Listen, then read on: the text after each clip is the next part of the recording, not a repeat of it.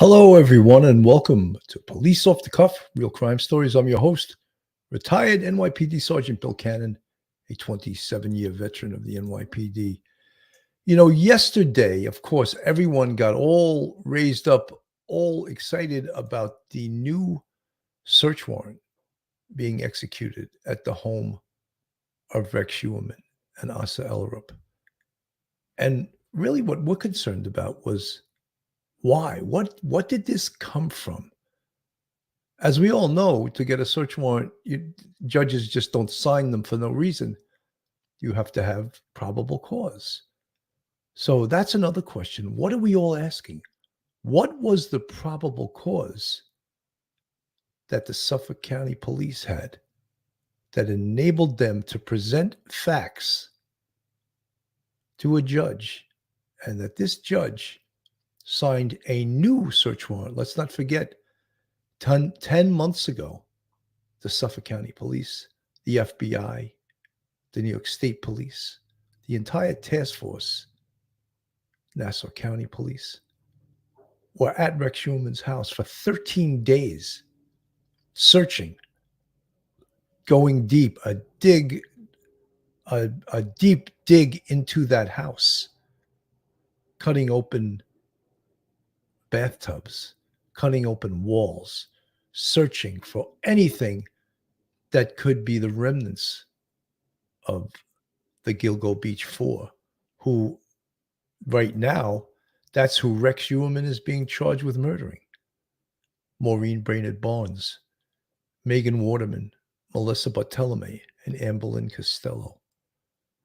But we can't ignore that 2 weeks ago, the Suffolk County Police were out in Manorville, Suffolk County, searching for 10 days for evidence of body parts, other evidentiary material that shows bodies could have been dumped in that location. Is there a nexus between the Manorville search and this new search warrant of Rex Heuermann and Asa Ellerup's home? I say yes. I say that was the catalyst that got this new search warrant, got the probable cause to secure this new search warrant in order for a judge to sign off on it with probable cause. Everyone's spinning their wheels right now. What did they get? Why are they doing this search warrant? A lot of conjecture. One thing that raised everyone up yesterday was, guess who responded to the search warrant? The Suffolk County medical examiner. So everyone thinks there must be forensic evidence. There must be DNA. Why else would the medical examiner respond to this scene? They are looking for something very, very specific. So folks, hang on to your hats. Hang on to your wigs, your toupee. You're about to enter true crime from a police perspective. You're about to enter the off-the-cuff zone, the police off-the-cuff zone.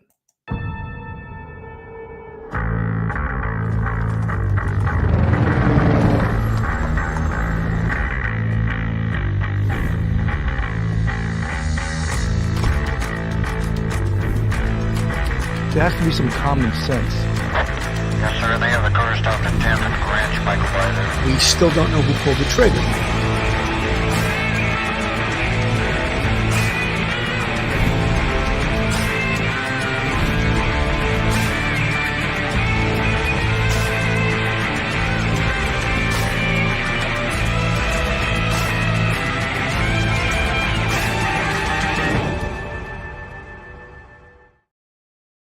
So one of the things we think about when the police are back at this home in Massapequa Park, Long Island, is, of course, the neighborhood. The neighborhood that was turned upside down the last time the police came. And, of course, everyone that lives in this neighborhood is curious as to what happened. This is their neighborhood. This was their neighbor, Rex Heuermann, the 6'6", 300-pound ogre that many of these people knew, but no one knew well. They maybe knew him as a neighbor to maybe wave to, but it wasn't like anyone came out of the woodwork and said, "Oh yes, I know him well. We talk baseball, we talk basketball." So the neighborhood was turned upside down. So again, when all of a sudden the FBI, the Suffolk County Police, Nassau County Police, the Suffolk County District Attorney's Office investigators, the state police, and even the Suffolk County Jail has an investigative component to this case, they respond to this location to execute a search warrant. Now, everyone, including the media, is conjecturing as to why, and so am I. I don't know for sure. The Suffolk County District Attorney hasn't told us, as he will keep his lips sealed for as long as possible. But what I do know is approximately 2 weeks ago, the police were out in Manorville, New York, and this is what they were doing out there. Presence and helicopters and dogs and state troopers. A new search by police in Manorville, an area of Long Island where body parts related to the Gilgo Beach murders had been found in the past. Mystery surrounds why police are scouring the area and whether it could be connected to the investigation into Rex Heuermann, who's been connected to the Gilgo 4. Thanks for joining me for Crime Fix. I'm Anjanette Levy. There was some really big news on Long Island when police started searching a wooded area in Manorville. If Manorville sounds familiar, it's because it's the area where remains belonging to Jessica Taylor and Valerie Mack were found. Some of their remains, of course, were also found on Ocean Parkway on Gilgo Beach. Now, no one has ever been charged in their murders. Several New York media outlets, quoting sources, say this search is related to the Gilgo Beach murder investigation. Rex Heuermann, an architect from Massapequa Park in Long Island, is charged with the murders of the Gilgo 4. They, of course, are Maureen Brainerd Barnes, Melissa Barthelemy, Megan Waterman, and Amber Costello, 4 sex workers who were found wrapped in camouflage burlap. Heuermann has denied the charges. Here's his lawyer, Michael Brown. You're talking about a gentleman who has never been arrested before. He's a productive member of society. He's going to work every day. He's supporting his family, and he's incarcerated. And he's claiming he didn't do this. So obviously it's troubling, and he's dealing with it on a day-by-day basis, one day at a time. But he is looking forward to having his day in a courtroom. So back to what's going on in Manorville. Police spent 2 days searching the area. And as you can see from this video from News 12 Long Island, it was a busy search. The Suffolk County District Attorney's Office will only say the Suffolk County Police Department, the New York Police Department, and the New York State Police are working with the District Attorney's Office on an ongoing investigation. We do not comment on investigative steps while they are underway. We will make further statements when appropriate. The search was a surprise to people who have followed the case closely for years, including Joe Giacalone, a retired NYPD cold case sergeant and host of True Crime with the Sarge on YouTube. Yeah, like many people, I was surprised to hear about this when I saw it come over the news wire. But when you take a look at that area, that specifically involves not only Gilgo, but there's also another person that they arrested, a man named John Bittroff years ago, who lived not too far from where this happened. But you had 2 victims, Jessica Taylor and Valerie Mack, whose torsos were found in Manorville many years ago. And then the rest of their remains were found in Gilgo when that search was going on. So could there be a nexus between John Bittroff and Rex Heuermann? Could there be? Is that what these investigators discovered? Because we're conjecturing right now, but we're discussing. Why did 2 weeks after this search out in Manorville, facts were presented to a judge that produced probable cause that enabled them to get a search warrant to do an additional search on Rex Heuermann's home? Again, probable cause equals facts and circumstances that would allow a reasonable person to believe that a crime has been committed and the person being charged committed that crime. When you apply it to a warrant, it's just similar circumstances, that this is the home and possibly evidence relating to this person Rex Heuermann, who they already has been arrested. Now they have more probable cause to search. So we were all, of course, raised up as to why was the medical examiner on the scene? What specific? To me, that says scientific evidence, biological evidence, hair evidence, DNA, deoxyribonucleic acid, DNA evidence, a person's genetic code that is the forerunner of all types of physical evidence, the most important type of physical evidence in the current day investigative body, the most important. The other thing that and again, I'm conjecturing also, don't forget, Sheriff Toulon from the Suffolk County Jail, Errol Toulon, great man. I've had him on the show once before. They have their ears to the ground in the jail, and they are part of the Gilgo Beach Task Force. And they are constantly speaking to people who have been arrested for both sexual crimes, escorts, and other people that are trying to cut deals by selling information that they might have. And with this information from jails and prisons, Sheriff Toulon, no doubt, has a whole connection with the state prison system also. And when he hears or information is relayed back to him, they take it very seriously.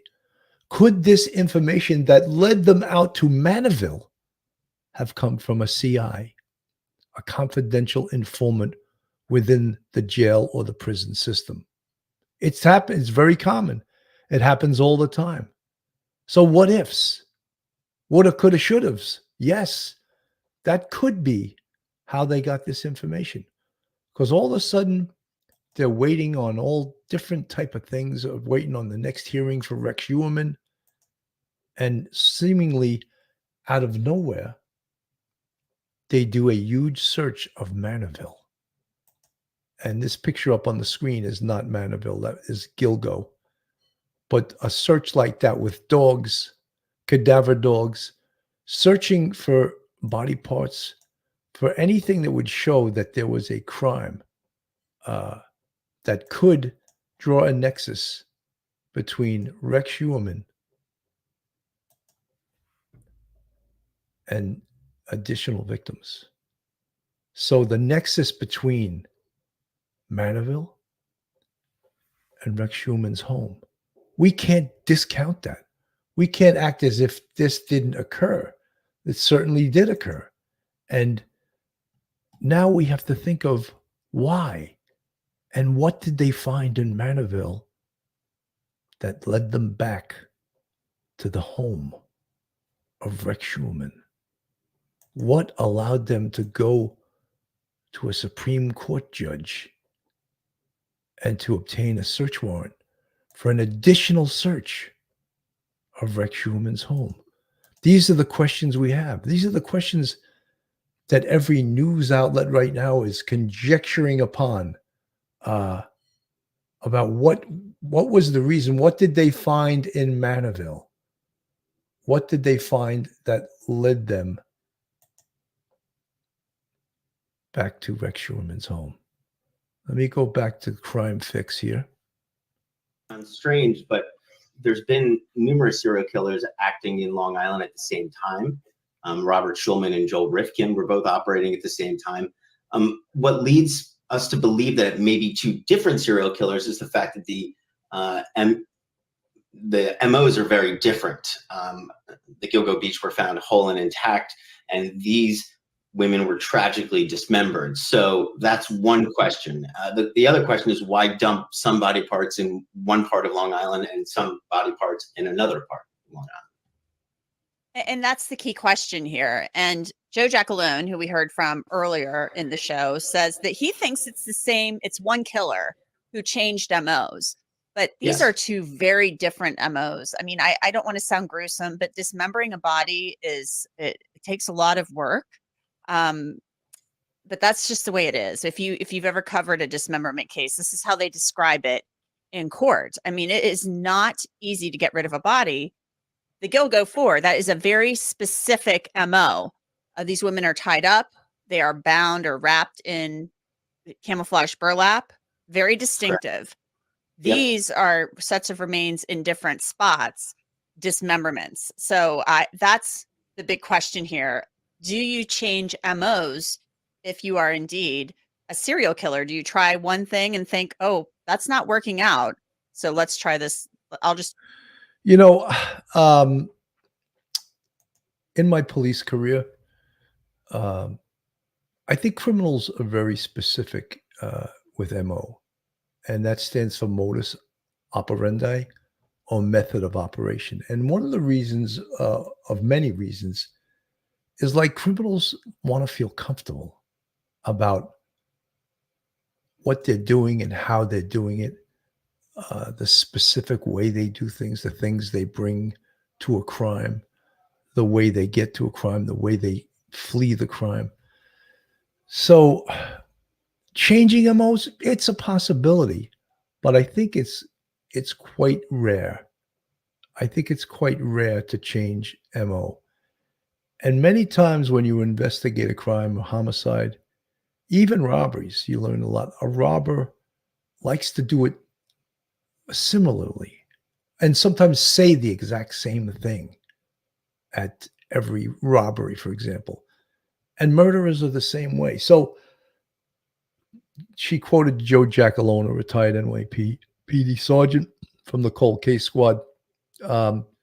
He thinks that's one killer that changed MOs. Look, his guess is as good as mine. I don't believe that. I think it's more than one killer. This goes back so many years too. And part of the whole Gilgo Beach task force is to look into Rex Heuermann's whole life. Let's find out where the hell this guy was in these years, because he didn't just start doing this on a lark. He didn't just start doing this. He's been doing this for a long time. How about after high school, college? Where did he live? Where did he travel to? Did he do this in other states? Did he do this in other countries? I think those are some of the things that the Gilgo Beach Task Force has to be concerned with. They got to dig deep and find out where this guy was, and perhaps come up with more cases and link these cases together. Local police are back at his house in Gilgo Beach. Murder suspect Rex Heuermann and investigative reporter Rachel Young-Kunis joins us live with more on the evidence they could be looking for. And Rachel, what would have triggered this new search warrant? Well, given the scope of this investigation, Antoinette, there could be a lot of different possibilities. They could have new information related to the Gilgo 4 or other Gilgo Beach murders that Heuermann has not been charged with. Law enforcement experts say police are likely going to treat this search of the home like they've never been there before.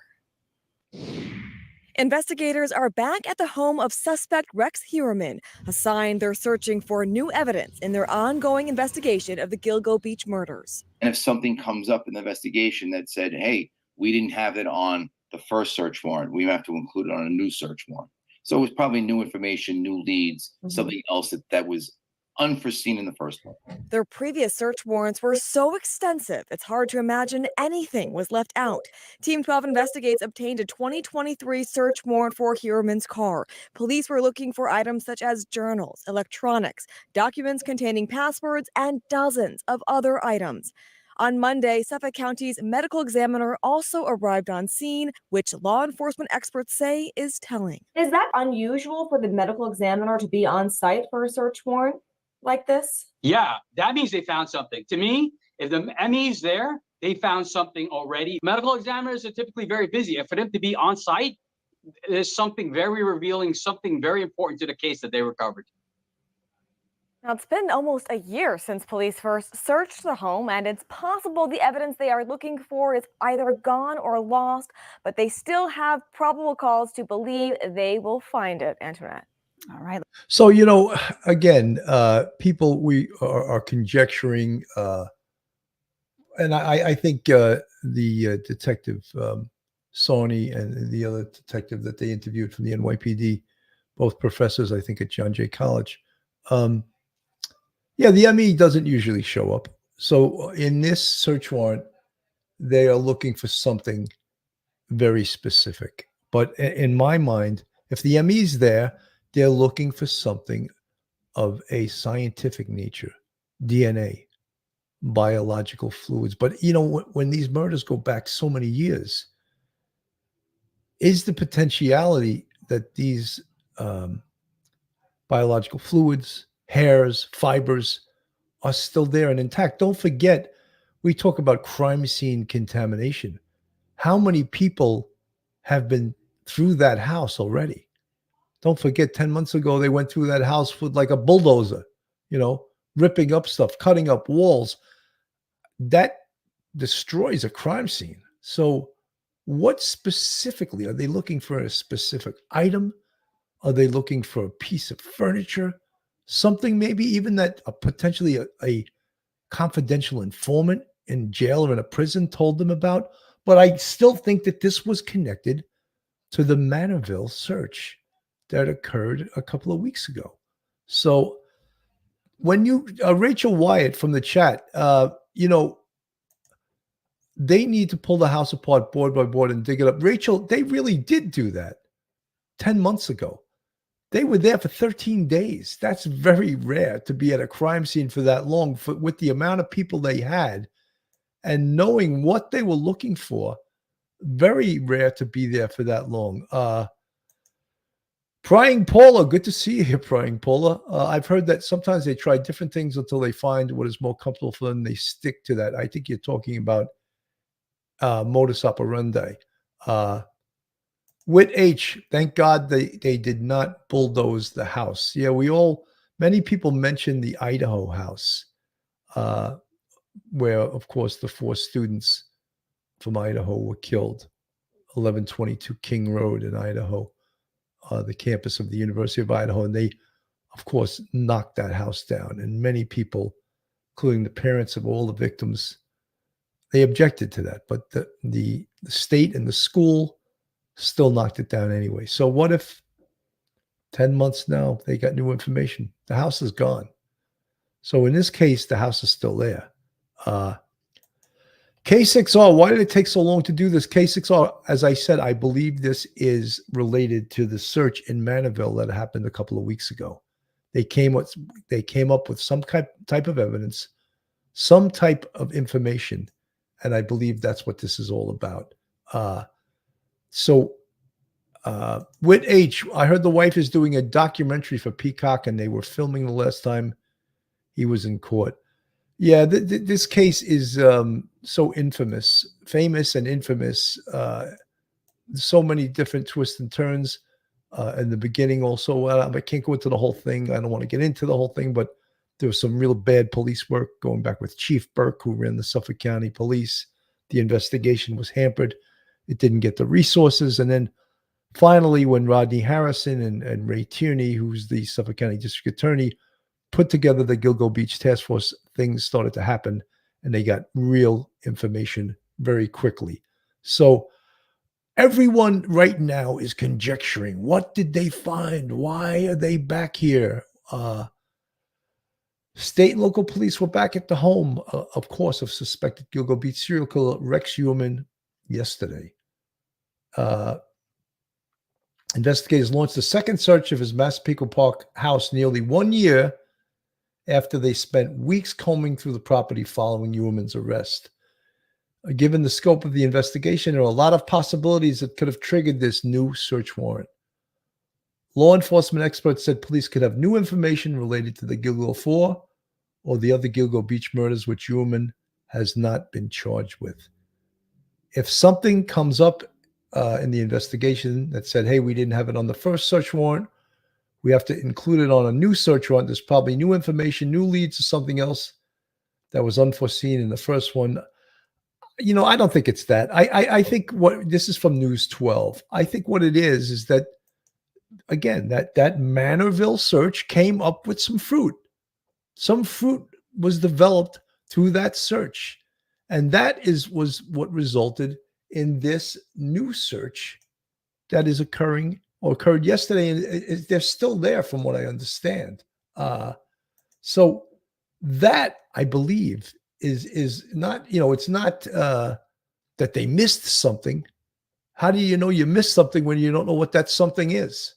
It's called, I'm sure the Suffolk County Police and the entire Gilgo Beach Task Force were convinced that they had everything that they needed, but they now must have come up with some new information that got them probable cause and brought them back to this location. Homicide Task Force are back at Rex Heuermann's home in Massapequa Park. So we've kept John Del Giorno very busy today. Newscopter 7 was just there, showing the investigation underway. We saw things being carried out of the house, and if you were with us, you saw it too. Scattered about the front yard. Heuermann's been charged in the murders of 4 women, but investigators are working to solve the deaths of 6 other victims. Eyewitness News reporter Darla Miles spent the day yesterday outside the home. Darla joins us now. And Darla, it was just a couple of weeks ago, less than 2 weeks ago now, we reported of the expansion of the resources from the Gilgo Beach Murder Task Force. And it involved another convicted murderer, John Bitroff. Do we know if other cases are now possibly sparking this renewed investigation at the Heuermann home? So I think one thing that we really examined in our documentary, the Gilgo Beach, Eyewitness to Gilgo Beach, is the way the investigation was mishandled initially when the bodies and remains were found. And when you think about it, you have to go back to the John Bitroff murders of 2 women he was convicted of murdering back in the 1990s. He was convicted in 2014. There's still 1 woman whose death has not been solved. Technically, he's a suspect in that murder. But the 2 women who he is convicted of murdering of, some of her remains were found with the Gilgo remains in 2010. So some of those were found on Gilgo Beach. And so now you have the Rex Heuermann case with 4 victims that he's been tied to. But to your point, there are 6 other people. You have a John Doe male. You have a toddler who is presumed to have been with her mother at the time.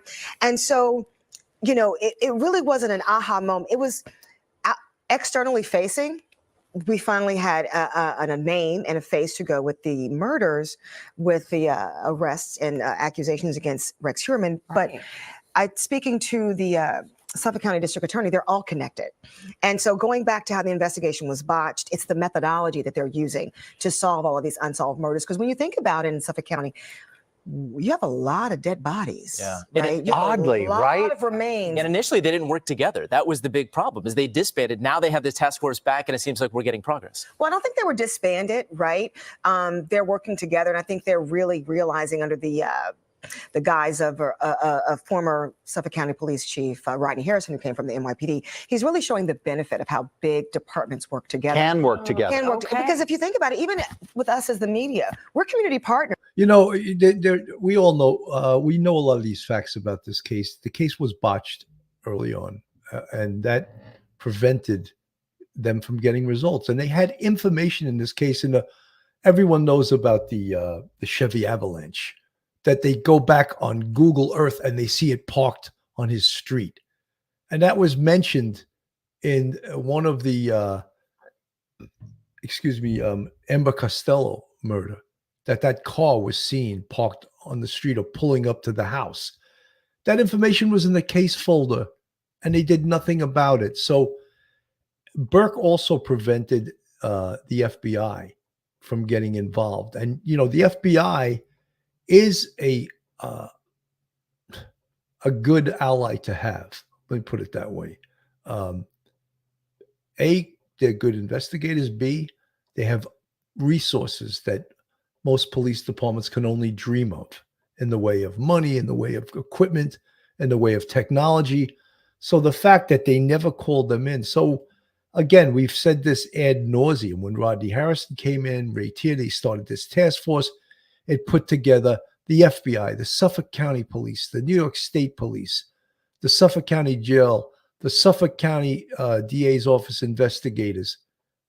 You're not going to beat a team like that, And then they put all their heads together, and just months after that, they came up with the lead that identified Rex Heuermann. So, yeah, there was a lot of mistakes on this case, but now guess what? Let's put that behind us. We have a perpetrator, Rex Heuermann, under arrest. Yes, he's innocent until proven guilty. He's awaiting trial in Suffolk County Jail right now. But the case moves forward. The investigation moves forward. There's 6 more bodies that have not been tied to a killer or killers.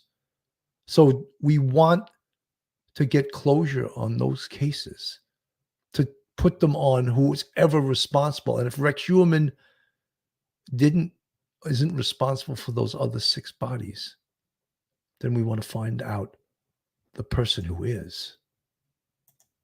With law enforcement. But sometimes the very first thing that you hear at a press conference is, well, we can't say anything. Well, now you go 10 years down the line. Well, we actually really did need your help. Right. So we have to be mindful with law enforcement and the media. We are community partners in solving and getting this information. Darla, there's so much. It is so good. And there's so much that we don't know that law enforcement's not sharing with us. But you've got people in that community of Massapequa Park that are wondering what is going on in their community again. Like, what is being retrieved from this home? Sure, and I know there's of not a course. lot that you could share about that, but I'm sure there's a lot of people wondering. Well, I think the big question is, after 12 days in 2013 and 2023, what else is there? Yeah. You know, you have to think about that Rex Heuermann was arrested the day before he was taken into custody. So presumably if he, as the accused person in this case, presumably nothing was touched in the home, but they dug up the backyard. They went through the pipes. So what else could be there? And Ray Tierney said yesterday, we're going where the investigation leads us. So whatever happened in Manorville, it led them back to that home on 105 First Street. in You've Massapequa Park. covered so many big cases, and you know that sometimes as you're going through it, you get the idea of something else to look for, and you go back to the scene. And so I love it. What I was saying is it's so good. It's so good to have these departments working together now. It's so good to have everybody talking about this out loud now. It's just you feel like there's light on this case right now. And hopefully they'll find, I mean, for the victims out there, they'll find some sort of closure throughout this process. Yeah. But what you can think about is the fact that they bring those 2 mobile command stations and they set tents up in the yard. That's not a day in, day out investigation. You know, the way the police procedures, she's mentioning the tents and the amount of people, a lot of the work that the police do is to keep it out of the eyes of the press. So putting up those tents and putting the strategically parking those state police vehicles in that manner so they can't see the house, that's done on purpose. They're trying to shield information from the press who may release things or see things or conjecture on things that they don't want them to conjecture on. So it sort of is amusing in a way that they're questioning, oh, what are they getting? What are they hiding? Well, they're trying to not let you see certain things that's going to make you conjecture on something, and perhaps incorrectly so, that puts out rumors and innuendo. And of course, that can't be helped.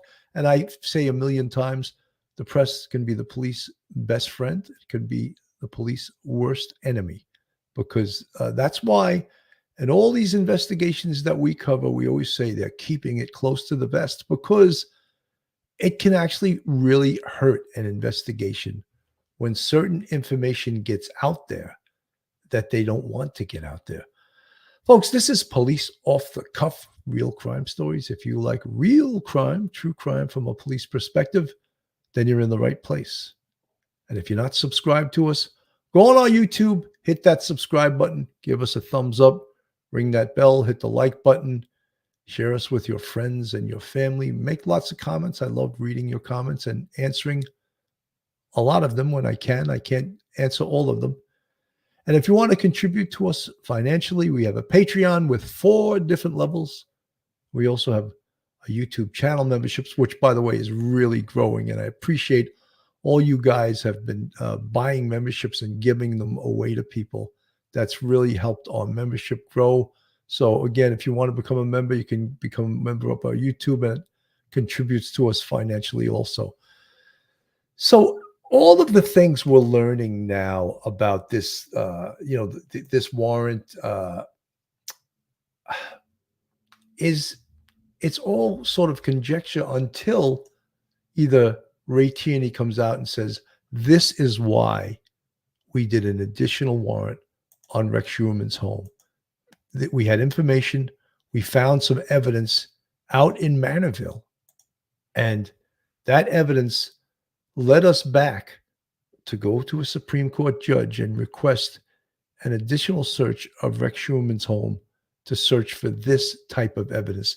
And this was another report a couple of weeks ago from the Manorville search. Now, new search now underway in the woods in Manorville, Long Island. CBS 2's Jennifer McLogan is there now live with what we're learning tonight. Jennifer. Christina Maurice, good evening. Investigators are here in a wooded area of Manorville, a police source telling me it is connected to the Gilgo Beach homicide investigation. The DA in statement said that they are working with NYPD, Suffolk Police, State Police, that, quote, investigative steps continue. Emergency Services has been on site with cadaver dogs. We saw nothing unearthed or collected. K9 was searching in wooded areas off Schultz and Wading River Manor roads. Last July, as you recall, Rex Heuermann of Massapequa Park was named the Gilgo Beach serial killer, which he denies. He's been charged in 4 murders. I was here in Manorville in the year 2000, again in 2003, when partial remains of other sex workers, Valerie Mack and Jessica Taylor, were discovered. Their body parts were also found near Gilgo. Heuermann has not been charged in those cases. Police were to wrap up their investigation here today at about 6 o'clock. It is unclear if any evidence was found. We're live in Manorville tonight. Jennifer McLogan, CBS 2 News. Maurice and Christine, back to you. So could it be that they found evidence or they had information from a confidential informant that Rex Heuermann was involved in the murders of Jessica Taylor and Valerie Mack? Could that be what led them to seek another search warrant for Rex Heuermann's home? The possibilities. I almost guarantee that the Manorville search is what led to the additional search warrant being applied for Rex Heuermann's home. I can almost guarantee that. There's no way that just out of the blue they came up. But let's not forget, they took out the evidence they took out on the first search warrant where they were there for 13 days. That evidence is probably still being gone through. In other words, they're still searching through that evidence and trying to figure out, well, what does this piece of evidence mean? Where was this taken from? That's why when you collect evidence, it's so important not just to collect it correctly and to package it and invoice it correctly, but to specify where it was recovered from and what potentially it could mean, because it could be that the case detectives, and that could be, it is, the case detectives don't do all of this evidence collection and the invoicing of all of this evidence. So who's doing it? Well, the crime scene detectives. So if they don't specify and be very specific about what the evidence is, where it was recovered from, what it potentially means, to explain to the person or persons going through this evidence, then you're not doing a very thorough job. And none of this is easy stuff, guys. And when we're talking about biological evidence, DNA evidence, hair fibers, when we talk about the bodies of the Gilgo 4, they were covered or wrapped in that burlap. So is there burlap bags in the home of the type that were found on the bodies? That's so important, right? But if the investigators that are even collecting the evidence, I'm sure they know that, because before they go to execute a search warrant, I hope there's a debriefing. They're debriefed on what they're looking for and what specifically happened in these cases, so that they're not left out in the cold. Because, most of the crime scene detectives, they're very scientific minded. They're evidence minded. They're really not, most of them, and I don't want to get killed for this, but most of them aren't street cops. They specifically go into a crime scene because they were of a scientific bent. And thank God they have detectives, sergeants, lieutenants, captains of that ilk to go into a very difficult unit like crime scene, because it takes meticulousness, it takes intelligence, it takes patience. One of the things I'm not that patient, so I wouldn't be a good crime scene guy. I'm not that meticulous either, in case you haven't noticed. But you need people that are meticulous, intelligent, right? And of like a scientific sort of background, have that sort of brain function. Because when they go into these crime scenes, they have to bring their brain with them to think. You use that term, think outside the box. Think of what this piece of evidence means. And then, in this case, the first time they did the search warrant here, they needed like emergency service type cops to go cut open walls, to cut open tubs, to remove plumbing perhaps. So all of this, and when you're doing that, potentially you're also destroying evidence, Whit H from the chat. Yes, it's lots of woods. You can go miles without seeing a house.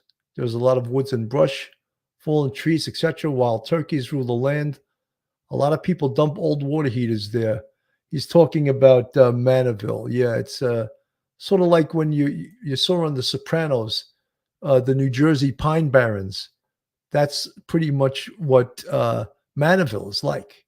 Miles and miles and miles of woods. So the perfect place for someone to dump something. Whit H, what happened to his wife being sick? You don't hear about that anymore. Well, there's so much. Cat 47, pretty funny. Bring your brain, leave the cannolis. Yeah, exactly. And I'm not just saying that. I mean, Julia Ann, who would want to stay in this house? Couldn't pay me to stay one night. Creepy. Yeah, someone got all upset just yesterday, I think, when I called Rex Heuermann's house a shithole, because that's basically what it was. I spoke to an official of the Nassau County Police, and he told me when they first executed a search warrant on that house, detectives couldn't stay in there for more than 10 or 15 minutes because it was disgusting, smelled. It was just filthy. And someone in the chat was like, respect their house. Don't tell me to respect their house. When people live like that, they don't respect themselves. All right. So I'm just telling you how it is and how it was. And it was told to me by people that were in that house. So let's keep it real. All right. And you guys could say whatever you want to me as long as it's respectful. But I can also tastefully and argumentatively disagree with you. And with that person, I 100% disagreed. If a house is like that, I'm going to tell you guys it because I want you to know. Because remember how Asa Ellerup's attorney, Robert Macedonio, says, oh, they destroyed the house. They cut this, they did that, they moved. Dude, the house was destroyed already, And I know you want a payday, and that's what all attorneys do. But the house was an absolute shithole. So it's almost laughable when you say, oh, it was, they destroyed it. The police destroyed this house. Yeah, they probably did, Carmelita, I agree, Bill, especially for an architect. That house was awful. Couldn't imagine raising kids in that, having his money. Yeah, I mean, Carmelita, it's, I just want to do a quick look at the house from, I don't know if you'll be able to see it here. Well, you can actually see it in the top of this picture. The writing's in the way, but you still see those 2x4s are holding up the damn roof. How long does it take to fix that? As you said, this guy's an architect. Here, you might be able to see it better here. You see the pieces of wood still holding up the roof? Like, are you kidding me? I mean, I can just imagine the people that live on this block that have $800,000 to $1 million homes, and then this eyesore of a home is right next to you with, it must lower the value of your home living next to it. And, but let's get back on topic.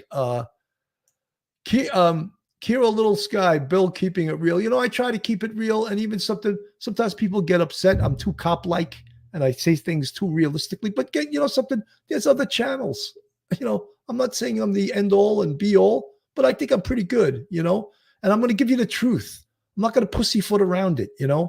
And even sometimes I'll jump to a conclusion from something I see in an investigation.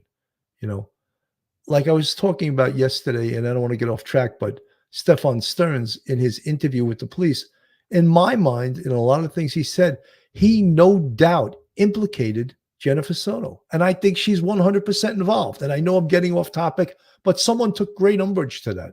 Oh, he didn't say anything about that. I said, oh, yeah, how about this, and this? Nice talking to you. So I'm going to give you to the way I see it as a 27-year NYPD veteran who's seen a lot, and I'm going to give it to you from my eyes, from my brain, and from what I see. And again, as I said, if you don't like it, there's other channels. I'm not going to miss any meals if you don't show up here. But so getting back to this case, of course, it's we want to see every single case that this man here, this potential serial killer, Rex Heuermann, may have been involved in. We want to see him charged with every single thing that he did. And again, everyone was, of course, jumping to, as soon as they heard the medical examiner was on the scene yesterday, were there body parts? What was there that brought the medical examiner out to this crime scene? Well, we don't know. The only thing I can almost guarantee is that it was connected to that Manorville search. That's the only thing I can almost guarantee you. In front of the house, what did you see? What do you think it means?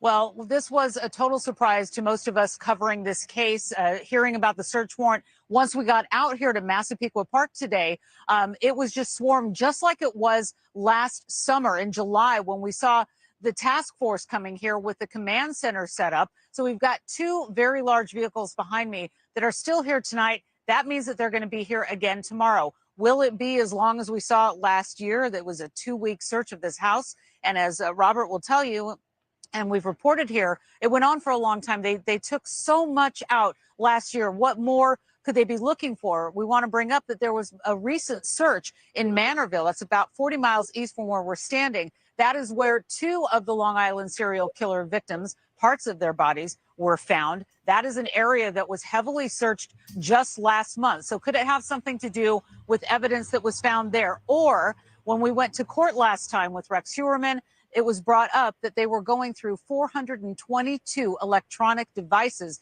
They were downloading that content. Was it a tip from that? So those are the 2 things that have been talked about here. But man, oh man, we're talking about, you talked about the boxes. There were white ones, there were brown ones, there were large bags, small bags. And they have been seeing the investigators going in and out of the front of the house and around the back. And they've been coming out of the back with boxes as well. This is a major and significant search that is underway right now. New York State troopers are behind me. They're going to hold the line for tonight, and they'll be back in the morning, Chris.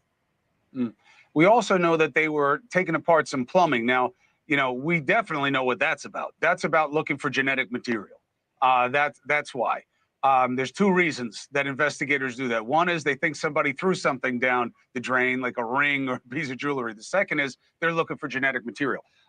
Counsel, first of all, does this search? It would seem to me, and I know Cuomo isn't too swift on knowing anything about crime scenes, but it's been 10 months since the last people were living there. What's going to be down the sink now of a genetic material that could be connected to these victims? I'm missing something here, Yeah, if you get there right after something occurred, yeah, you potentially could recover genetic material down the sink. But when someone's living there and using the sink and the tub and the toilet bowl and all that stuff every single day, what's the chances that you're going to recover any type of genetic material? Different, something that could be dried blood on the walls, dried blood, hairs, fibers. Yeah, that's a little bit different. But talking about down the sink you're going to find something that's, I don't see it. Chris Cuomo, I really don't see that. Have anything to do with potential exposure for your client, Rex Heuermann's erstwhile wife? I do not believe so, Chris. The DA has been very steadfast from his bail application that Mrs. Ellerup, Asa, has been out of the jurisdiction on each occasion that alleged homicide has happened. And he's been consistent about that, that her and the children were traveling at the time of an alleged homicide for each of the 4 victims that have been in charge so far. How could they need to do such an extensive search this late in the investigation if it's about the charges that we already understand? We all know that the grand jury is still seated. I'm not sure what probable cause they obtained to get the judge to sign off on an additional warrant. They spent 13. He's the first person who you've heard use the term, which I used earlier on the show, probable cause. He's not sure what raised the level to probable cause that a judge signed the application for the search warrant, which enabled them to search the house again. 15 days at that house, removed every single item from the basement to the attic. And then I was back at that house after they first were allowed to re-enter. It was floor to ceiling high. I can't imagine what they missed or what they're saying they missed or what a probable cause they have. We have not received a copy of the warrant. Looking forward to seeing the warrant as well as the affidavit attached there too. So it's going to be extremely interesting to see. They even dug up the backyard, Chris. So I'm not sure what they're actually looking for. I understand the ME's there. The ME's there. My understanding is the ME's office also handles the trace evidence as well as any kind of forensic evidence that'll be obtained, not necessarily having to do with a body or body parts. That is absolutely true. I checked that today with my own sources about whether they were there looking for a body. I was told no. All right, let's do this. Macedonio, if you find out anything about what led him there, dinner on me. If you give me a look. As soon as I find out, you'll be the first to know. Little checkbook journalism, huh? Hey, thank you for watching. Please go to newsnationnow.com. NewsNation. So, again, we are all, me included, conjecturing as to what has happened here. What evidence brought them back to get probable cause to get a search warrant on this location? And that's one of the things that we don't know. We just don't know. Remember I said there was any kind of possibility that perhaps they got information from prison, from jail. And that's always a possibility. And don't forget, the Suffolk County jail has their own intelligence bureau, and they're part of the Gilgo Beach Task Force. Look at Sheriff Toulon speaking here. Putting everything together with the state police and also the FBI. So what then was your role within the task force? So in our role within the task force is really working with the sex workers that were incarcerated. Any types of clues, especially after, a month after the task force was formed, we then had a suspect.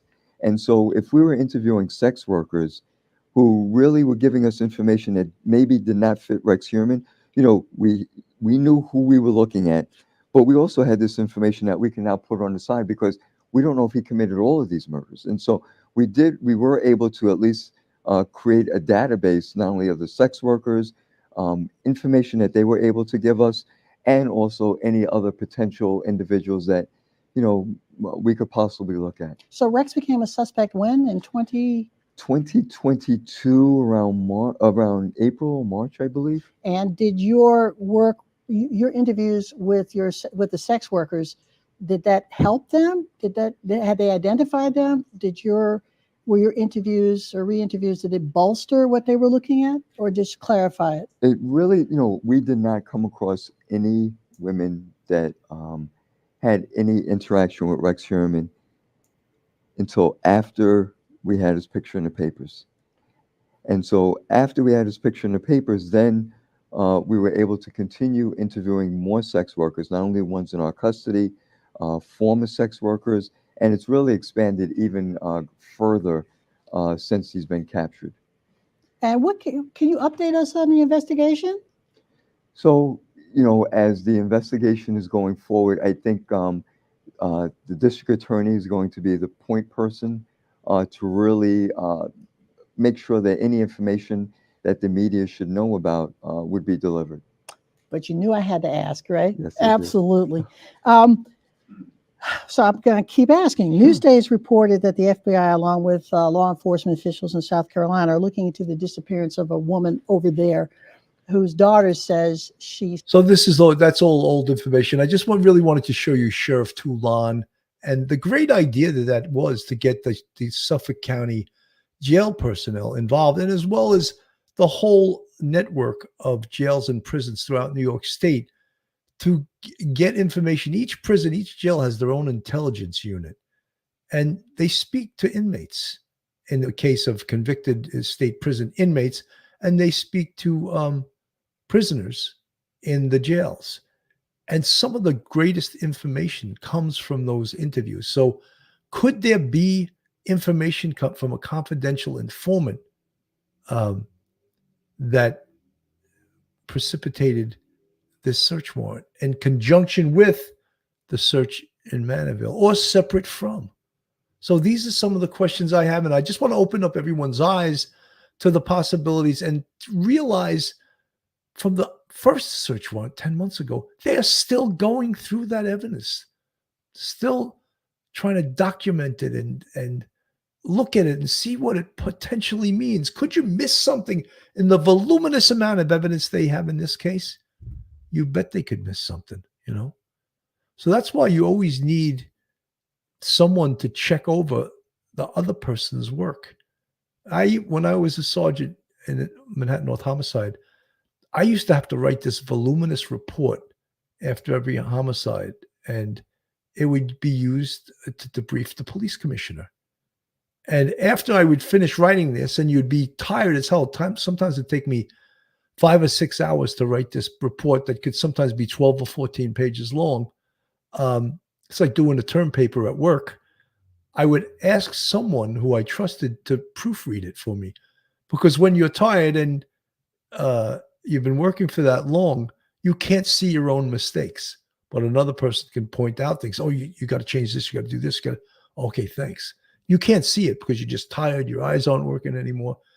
Anyway, I want to thank Kim Alliston. Kim Alliston, thank you so much. She gifted 5 police off-the-cuff memberships. Kim is one of our moderators. Kim has been having some health problems lately. We've all been saying prayers that she gets better. And I hadn't seen her for a while, and she's back in the chat. I'm hoping that means that she's feeling a little bit better.